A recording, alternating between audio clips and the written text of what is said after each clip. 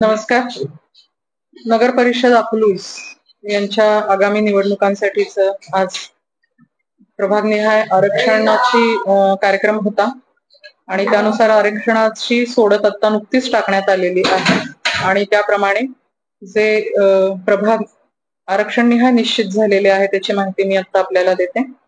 अनुसूचित जातीसाठी उतरत्या लोकसंख्येच्या क्रमानुसार 6 प्रभाग हे निश्चित करण्यात आले. ते प्रभाग होते 2, 3, 7, 9, 10 आणि 11. त्याच्यापैकी चिठ्ठ्या टाकून आपण 50% आरक्षणाप्रमाणे म्हणजे 3 जागा महिलांसाठी आरक्षित केलेल्या आहेत आणि त्यानुसार प्रभाग क्रमांक 2, 7 आणि 10 हे 3 प्रभाग महिलांसाठी आरक्षित झालेले आहेत. अनुसूचित जमातीची लोकसंख्या आपल्याकडे खूपच कमी असल्यामुळे तिथे एकही प्रभाग आरक्षित झालेला नाही. आपले एकूण प्रभाग आहेत 13. त्यापैकी अनुसूचित जातीचे प्रभाग होते 6 आणि नागरिकांचा मागास प्रवर्गासाठीचे प्रभाग आहेत 7.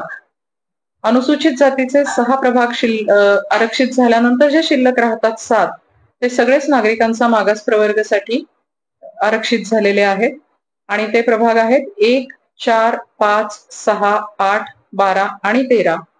या 7 प्रभागांमधनं आपण महिलांसाठीच आरक्षण निश्चित केलेलं आहे. महिलांसाठी एकूण 4 जागा होत्या आणि चिठ्ठी टाकून ते आरक्षण जिथे निश्चित झाले ते प्रभाग आहेत 5, 6, 8 आणि 12. आपल्याकडे द्विसदस्यीय प्रभाग आहेत आणि त्याच्यामुळे प्रत्येक प्रभागामध्ये एक महिला येणं अनिवार्य आहे. अनुसूचित जातीच्या 3 महिला आणि नागरिकांचा मागास प्रवर्गाच्या 4 महिला अशा एकूण 7 महिलांसाठीचं आरक्षण सोडल्यानंतर सर्वसाधारण महिलांसाठी 6 जागा शिल्लक राहतात. त्या आहेत 1, 3, 4, 9, 11 आणि 13. या प्रभागांमध्ये सर्वसाधारण महिलांचं आरक्षण निश्चित झालेलं आहे आणि हे सगळं आरक्षण निश्चित झाल्यानंतरचे जे प्रभाग आहेत ते सर्वसाधारण वर्गवारीसाठी राहतात. ते आहेत 2, 5, 6, 7, 8, 10 आणि 12. याप्रमाणे आता नुकतीच आपली आरक्षणाची सोडत टाकण्यात आलेली आहे आणि आरक्षण निश्चित करण्यात आलेलं आहे. याच्यावरती हरकती घेण्याची संधी नागरिकांसाठी उपलब्ध आहे. मुख्याधिकारी यांच्याकडे आपण ह्याच्या बाबतीत काही आरक्षणाच्या हरकती असाल तर त्या नोंदवू शकतो. धन्यवाद. 9 ते किती उद्यापासून सांगते.